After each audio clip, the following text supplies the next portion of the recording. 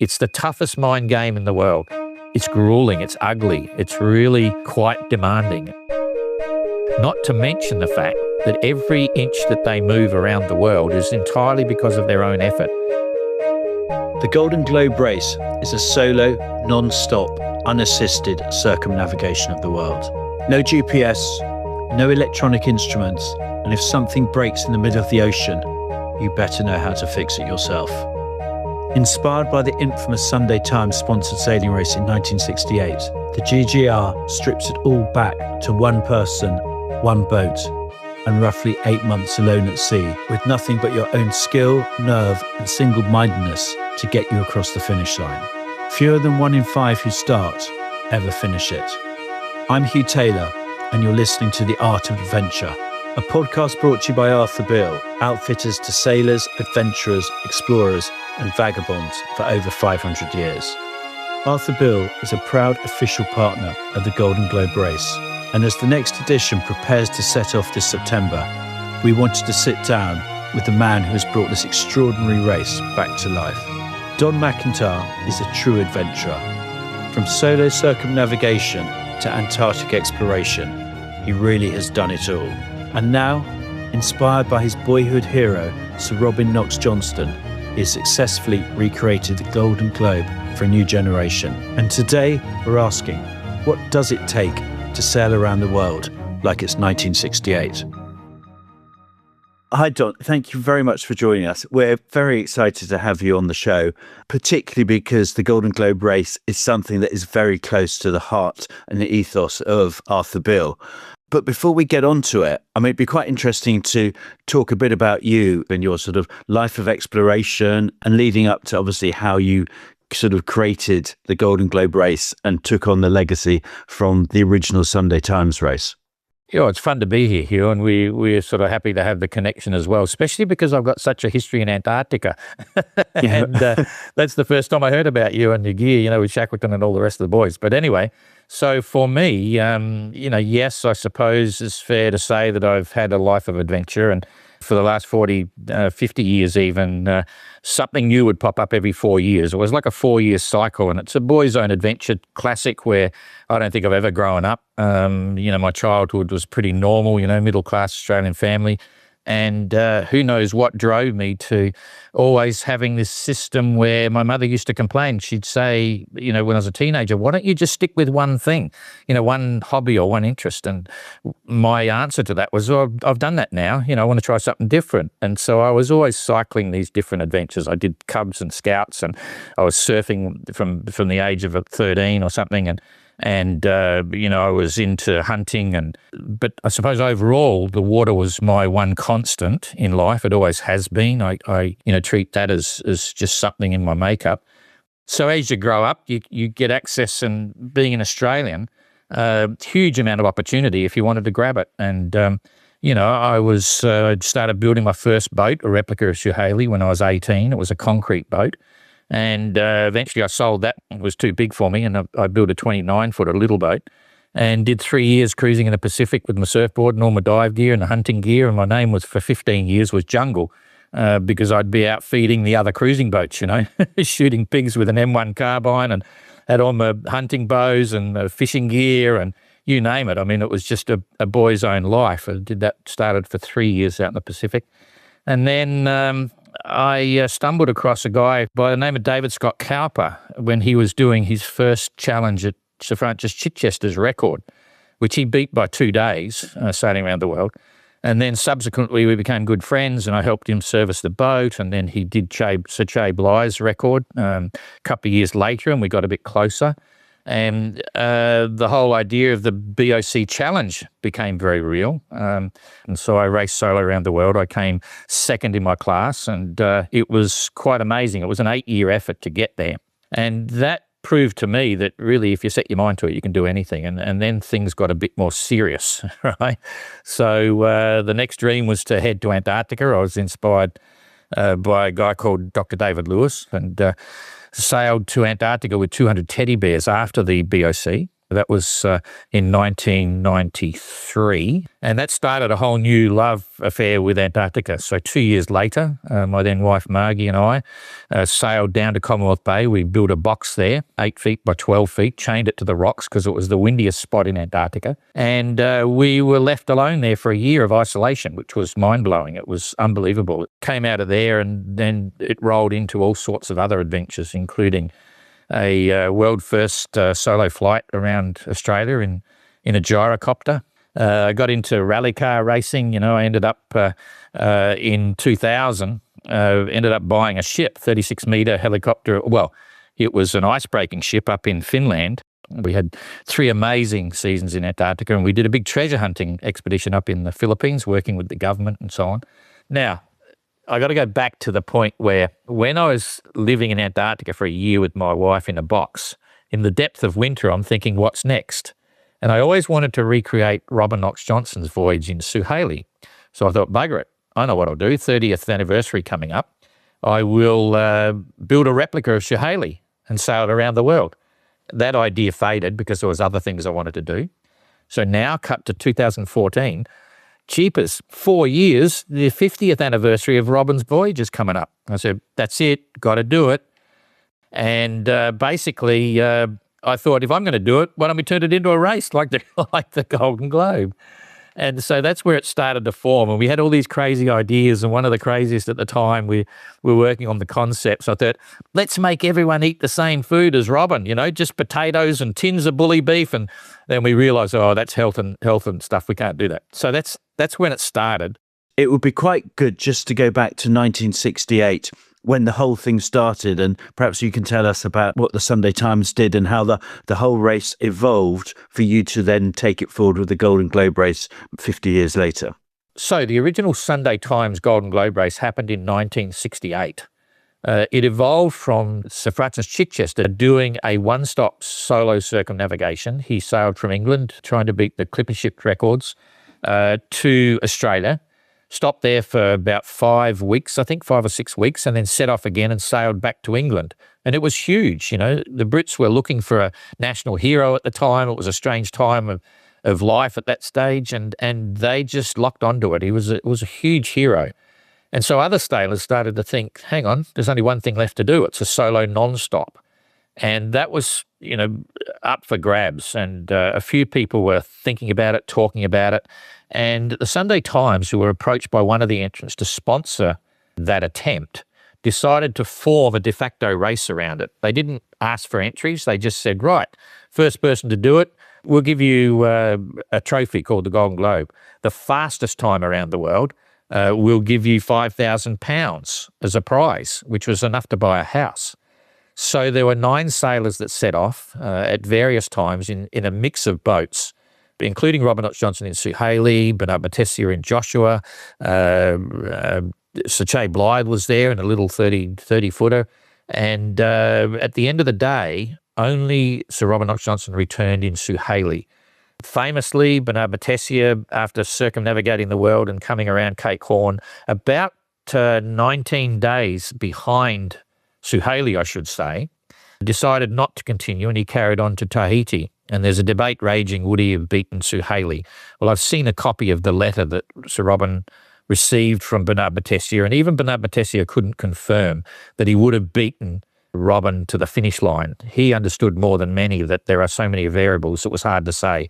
He was sailing faster than Robin, but who knows what the outcome would have been. But it was an epic story, and Donald Crowhurst, he was worried about leaving. He had sponsors' pressure, to get underway. He was ill-prepared, and he actually falsified his positions. He just sailed in circles in the Atlantic, making out he was sailing solo around the world, and he wasn't. And then the story gets very fascinating after that, because as he was supposed to be finishing, he thought he'd just finish, 4th or 5th or something, and no one would look at his records, and he was able to tell the big lie about his circumnavigation. But in reality, Bernard Matessier pulled out, carried on to Tahiti.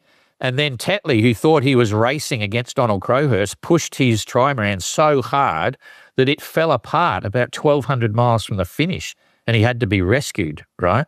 So that was a disaster. The others basically, didn't get past Cape Town, I suppose. So it was an epic story, and later they found Donald Crowhurst's trimaran and got the logs and realised that he'd decided to commit suicide and so on. And since then, we've become quite good friends with his son, and it's an amazing connection that that we've had on that whole story. I mean, the Donald Crowhurst story is perhaps most well known in sort of modern culture with the film where he's played by Colin Firth, isn't it, called Mercy? And I think that sort of created quite a lot of awareness of the story and actually the race itself. Absolutely, yeah. What we call the recall factor of the Golden Globe race is quite pronounced, not only in sailing circles, but as soon as you mention Crowhurst, most general public, or a lot of general public, know that over the story of Sir Robin Knox-Johnston. But Robin became such an amazing sailor and mentor to everyone. He is an icon in sailing and in the rest of the world as well. For us to recreate the 50th anniversary edition of the Golden Globe was very special. And it's kind of interesting that we've taken over that responsibility to bring the original race to a whole new generation who would never have heard about it. So the Golden Globe at the moment is, recognised as being a race of attrition. It's very hard to complete. There's only ever been, we had one finisher in the first edition. 2018 edition, there were only 5 finishers, and in 2022, there were only 3. So less than 20% of people racing get to finish it. It's so hard. Yeah, and Don, I think it'd be quite good as well to reflect on the modern rules for the Golden Globe and how they hark back to the 1968 race. So, the whole concept of the new contemporary Golden Globe that we've managed to put up there still harks back to sailing like it's 1968. We don't allow any modern technology. There's no GPS. You can't use your satellite phone for talking to family and friends. You only use it to talk to race control and for safety.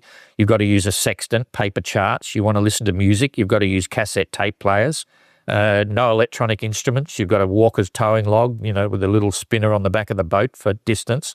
So it's really going back to a different era. And the boats themselves, it has to be designed before 1988. And it's harking back to one simple philosophy that when Robin sailed around the world on Suhaili, he should have retired probably 10 times, and he just kept going. And it was all about his human endeavour, keeping the boat moving forward, and his passion for, rule Britannia and fly the flag, all that sort of thing, the reasons he got into it, that drove him to the finish. So unlike modern round-the-world races where money talks, if you've got a bigger budget than your mate, you're going to probably win the race, right? And gets to the point, and I'm not knocking it because I love the Vendée Globe, for instance. It's amazing to watch, and it's peak athletes and so on. But they are becoming more and more like pilots on a jumbo jet. They've sailed by computers. The computer tells them everything to do. They've got access to ground support. Something goes wrong, they immediately call the designer or the engineer and say, how am I going to fix it? But the GGR, that's it. You're out there. It's the toughest mind game in the world. I've seen entrants collapse psychologically. It's grueling. It's ugly. It's really quite demanding. And there is nothing else like it in the world. Not to mention the fact that every inch that they move around the world is entirely because of their own effort. It's not about technology. It's not about, money. So it's as close as we can get it in the contemporary sense of living today and being responsible risk takers. So it's a tricky game. The GGR is risky, and that risk is an attraction to entrants. And if there was no risk, they wouldn't want to do it. And that's the nature of humanity and the world. Every good advance in humanity has been the direct result of risk. And without responsible risk takers, the world goes nowhere. And part of the reason that I'm in this game, and part of the reason that we do what we do, is because I believe personally that adventure makes good people, and that's good for the world. Don, if I could just pick up a couple of things about the race itself. It really is, in many ways, the ultimate purest sailing that you could do, because it is a person against the elements, and there is no modern technology to sort of facilitate it. But also, to win the race, you've got to be so much more than just a good sailor, haven't you? Yeah, well, it is very unique. The GGR is nothing like it. It's a mind game, and people often say to me, "Oh, what do you got to do? What do you got to have to win the GGR?" And it's not about the boat. And it's not about the preparation. It's about headspace. That's the first thing you got to get over. I can pick people immediately that are there for the right reasons and joining the race, right? My gut feeling has served me well for many years on adventures for the last 30 years when we do other stuff and you're selecting people. It starts from a mindset and why you really want to do it, even though people don't understand why they want to do it. That's just part of the game. But I know the reason they're there is because they're trying to prove something to themselves. If they're genuine, that's the key element. And then secondly, having that mindset to pull you through, because there's millions of reasons why you'll pull out and why you won't finish. It comes down to planning, preparation, execution. They're the three key elements of every adventure I've ever done. And the people that go through that process effectively and professionally in an amateur sense are the ones that'll succeed. There's no shortcuts. You've got to plan really well. You've got to do all the lists, do all your own budgets, do your timelines, all that sort of stuff. It's up to you. Then once you've done your planning, that'll include the schedule of your preparation phase. And the preparation is intense. The more preparation you've got, the better chance you've got of succeeding. And then it comes down to the execution. Now, there's an anomaly there because you can have the best planning and the best preparation, but during the execution, you need a bit of luck. You can have the best prepared boat, be the best sailor in the world, and it can still all go pear-shaped, right? That's a fact of life. And that's what everyone facing risks and adventures has to contend with. And that's the nature of any adventure. I have a very simple definition of what is adventure. And adventure is any activity that has an unknown outcome. It's unscripted. And that's the beauty of it. And I've got to say, people finally in the our second edition, which was the third edition of the GGR in 22, we were seeing boats drop out like crazy going down the Atlantic. And I thought, it's not a good look. People might not understand this, but I'm happy to say that the viewer base, the people that were watching the race, from online and on social media and so on, never dropped at all when we were losing people. And it was clear that people were starting to understand that the Golden Globe's not like the Vendée Globe. It's not like the Ocean Race. It's not like all these other events. The Golden Globe is a race of attrition, right? You're never going to get a huge amount of boats finished because it's just so hard, to be psychologically and physically and emotionally isolated for that period of time is phenomenal. So obviously, Don, you're sort of the first race you created was the 2018 one.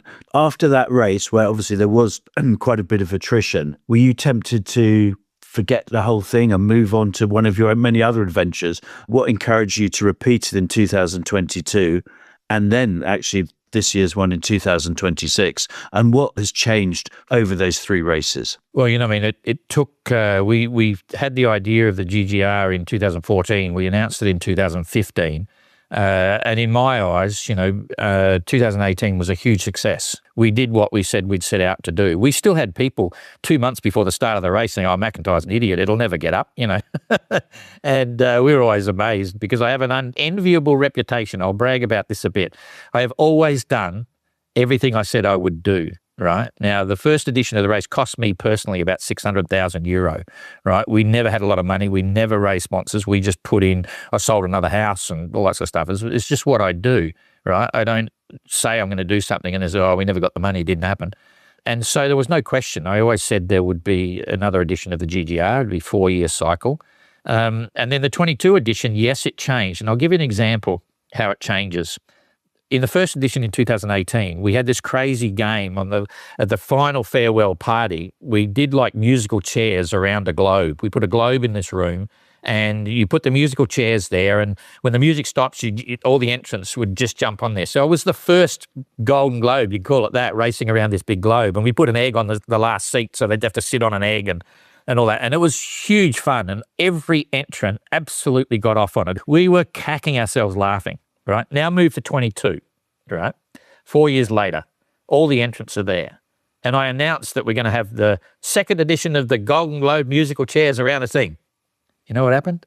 Half of them said, I'm not doing that. That's ridiculous. God, no way. Half the entrants did it. The other half were too proud to do it. And that was the best example I could say how 2022 changed, right? Now we're going into 26. And it's changed again. We just, we had our entrance conference earlier last year, and it was fun to see the people come together. And now the entrants going in, they've seen the past 2 editions of the race. They're coming at it from a completely different perspective. And so it's changing. But I've got to say, every one of them is a lot of fun. Every one of them is, generally speaking, you understand what I say, are there for the right reasons, right? Because they've had the opportunity now to look at the past 2 editions. So it's evolving. And that's where I mentioned the comment previously about, wow, I wonder what we're going to get in 2030. It's human nature. So it's all very interesting. The issue of the race of attrition, that's another story. At one point, I know some people were thinking, sheepers, we were down to 3 entrants in the Golden Globe race sailing up the Atlantic, only 3. I thought, some people thinking, maybe there'll be no finishers. And I was thinking, maybe there'll only be 1 finisher. But I don't worry. But some people around the edges worry, right? And I look at this, and some people still don't get it. The GGR is not like any other race in any sport anywhere in the world. It's complicated. It's demanding. And 3 finishes for me was fine, but some people didn't like that. But that's life, So this year, Don, on September the 6th, the race starts. How many competitors, how many skippers have you got this time round? Well, this is a challenge in itself. There will be a natural attrition rate just before the start. The last miles to get to the start line in the Sable d'Olonne is some of the toughest. Currently, we've got 26 entrants, and my take on that is that we will probably, I think there's 4 of the people in there that might be a bit shaky. I think we'll probably see about 22 starters. It's interesting. I mean, looking at the list of skippers, and we know, obviously, as you suggested, there will be a few dropouts, but there's a lot of countries represented, but disproportionately this time, a large amount of US entrants. That seems to have changed quite a bit. Is there a reason for that? I'm not an expert on this, but we monitor what's going on, and you're right. We've got like 7 or 8 American entrants, okay, and everyone's got an interesting backstory as well as all the other entrants as well. I think you're seeing this new awakening to the whole human aspect of adventure and what's going on. And there's been a couple of flag wavers. I mean, recently it was Cole Bauer in the Solo Global Challenge. She had millions, a few million people watching that. And so, yes, it's getting more and more interesting. So the American market is, followers is growing. There's no doubt about that. And I'm not sure why, but they kind of like it. And, as we all know, right now the world is completely mixed up, economically, and I won't get into politics, but and there's a war going on. But, human values are becoming more and more important, A lot of attitudes, even after COVID, things changed. And so the world is in a state of change. And there's one thing I could say categorically and very clearly is that the Golden Globe race is AI-proof, The images you're going to get, the stories you're going to hear, they're real. There's no AI involved. It comes back to humans, and it'll be interesting to see where it is in 2030. It's changed a bit since 2018 and 22 edition. The world's different already, and it's going to be vastly different in 2030. So I don't know what's going on, but the world is changing. And I think your point earlier about how, everything, and particularly sailing this day, there's so much technology that the role of the actual sailor is becoming less and less, because the decision making is made by computers and AI modeling, et cetera, et cetera. Whereas obviously the GGR, it is down to one human and one human only. Look, you can't, some of you won't see this, but I'll tell you what I'm doing. I'm about to stick my finger in my mouth, lick it and pull it out again and stick it in the air, That's sailing, You stick your wet finger in the air and you work out where the wind's coming from. And it's human stories. And there's a funny thing here as well. We started talking about human stories in 2014 when we started to talk about the GGR. And, it's all about the story. There's so many things that we started promoting back then that all the other events are now starting to talk same stuff, And we're pure, we're genuine, we're right there. Our 3 editions, it's not only the Golden Globe, but the Ocean Globe race, which follows along from the 50th anniversary of the first fully crewed race, the Whitbread race in 1973. And right now, with the Mini Globe race, we've got 11 19-foot, 5.8-metre little boats racing solo around the world, and they're closing in on Antigua now after it'll be 24,000 miles in a 19-foot plywood home-built boat. believe me, all our events are unique, and they're all about human stories and human values and back to basics, no computers, it's there. Just before we finish this, when you and I talked about this podcast and I said we're calling it Arthur Beale, The Art of Adventure, it had a lot of resonance for you. I'd love you to tell us that story and why The Art of Adventure resonates for you and how it's impacted on your life. When you said about you were going to call it The Art of Adventure, I said, are you kidding me? That's what I live by. When I was 21, my mother actually gave me a card, and that card had a poem, you might say, or a bit of prose on it called The Art of Adventure. Keep your heart young, your expectations high, and never allow your dreams to die, That's the basis of it. And I've been living that for the last 50 years, And so it's very sound principles about life and what it's worth and what you should be doing with it. I'm 70 now. I'll be 71 now. And, life is short. It's about, living life with passion, being responsible, but also being up for new understanding of what you really want to do with your life. Thank you for listening to The Art of Adventure, and a huge thank you to Don for joining us. Arthur Beale is a proud official partner of the GGR. We have produced the exclusive clothing and accessory collection for the race, rooted in a heritage of craftsmanship that reflects the resilience, determination and spirit needed for adventure. The collection is available to buy from arthurbeale.co.uk from May 2026.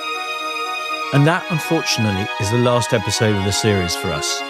As a thank you for joining us over these last 10 episodes, listeners of the podcast can get 15% off any Arthur Beale products at our website. Simply use the code podcast at checkout. Head to arthurbeale.co.uk. We hope to come back soon with more incredible stories of adventure. Please do leave a comment or review telling us the stories you would love to hear. This show was hosted by me, Hugh Taylor, and produced by M. Wally. Theme music is by Nassim Da Silva.